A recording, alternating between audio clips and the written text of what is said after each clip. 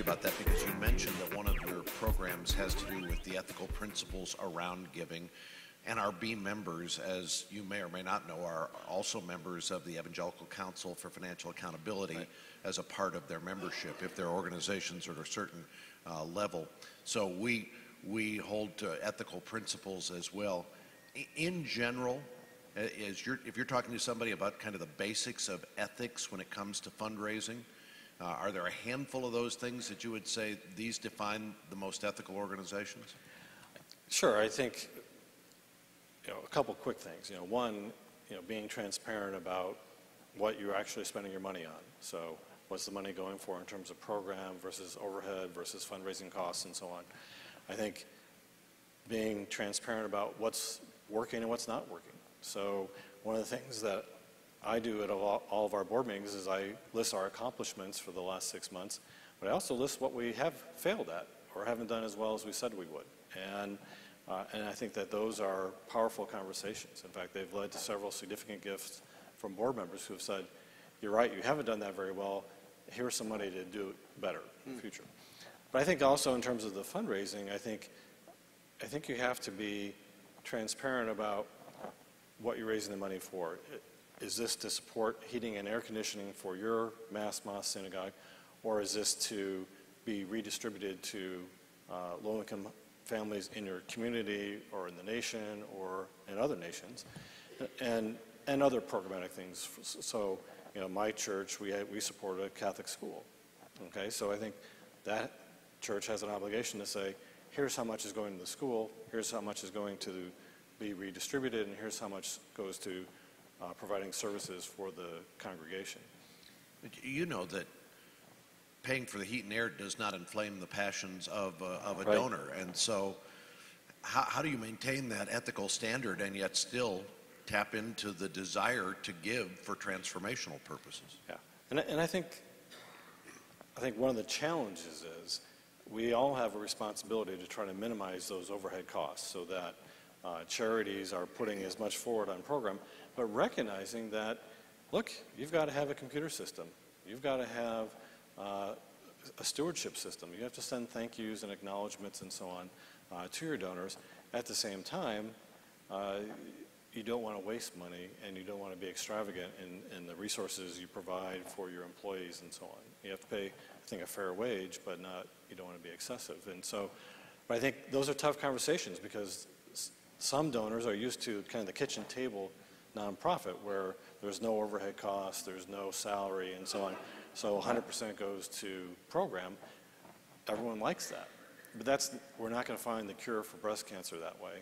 We're not going to find, the cure for any disease that way, and we're not going to educate our children that way.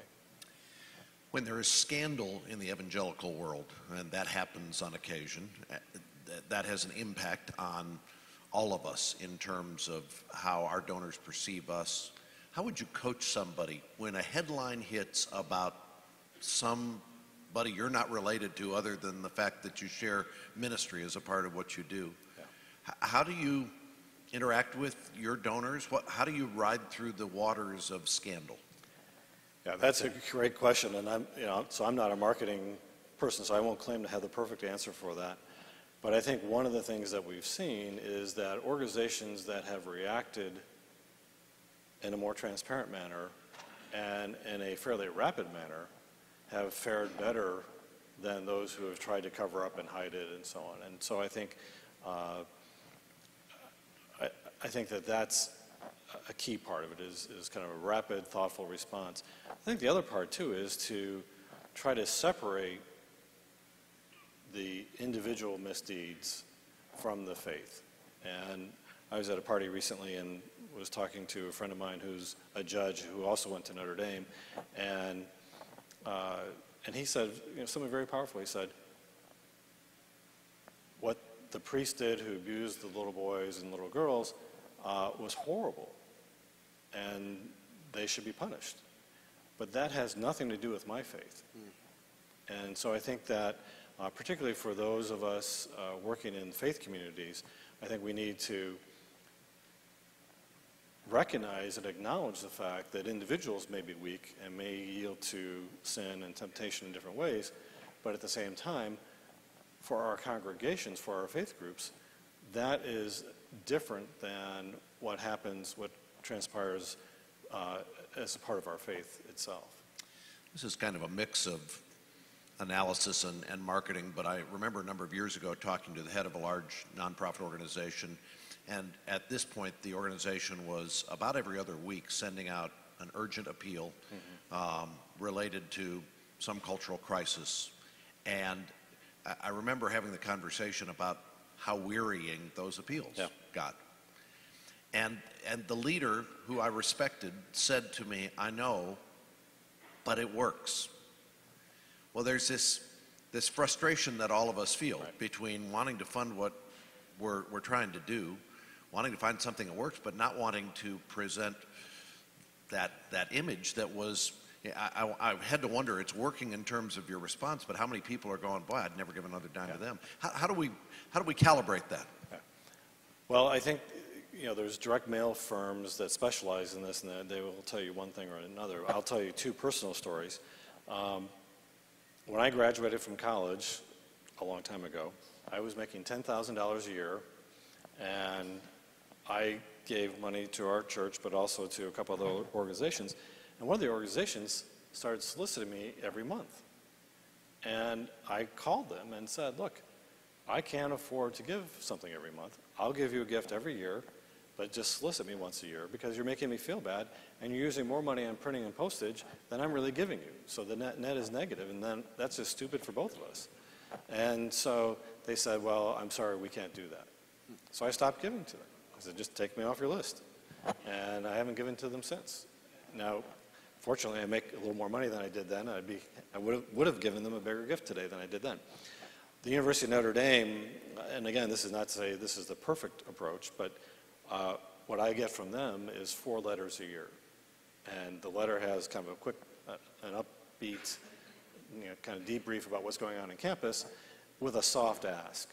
There's a thing you can fill out in an envelope, but it's really not an explicit ask. It's just an opportunity to give. And they raise a lot of money. I've noticed that. And by the way, this presentation is very helpful. Obviously, all of us, this is a part of what we have to do. It's not the main thing of what we have to do, and that's where I think sometimes we look at fundraising, philanthropy, and we think, boy, I kind of wish that we didn't have to do it at all. And yet what I have found is that challenging people to be givers, as they become involved as givers, something happens to them, not just on the giving side. We're really calling them to more than just parting with their dollars, aren't we?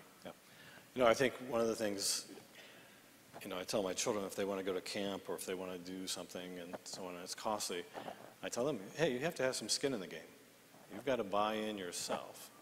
And if you're not willing to put some of your own money in, then why should I put all of my money in? And I think for faith groups, I think for all charities, but particularly for faith groups, where the role of the congregation and the membership as volunteers as well as donors and as believers is different than it is for other charities.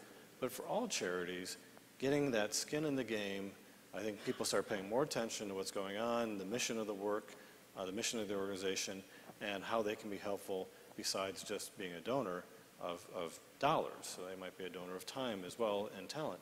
And so I think that capturing that attention through philanthropy, capturing that attention through giving, helps stimulate a tighter connection overall. Very helpful. Thank you for being here with us today and for your presentation. Dr. Patrick Rooney.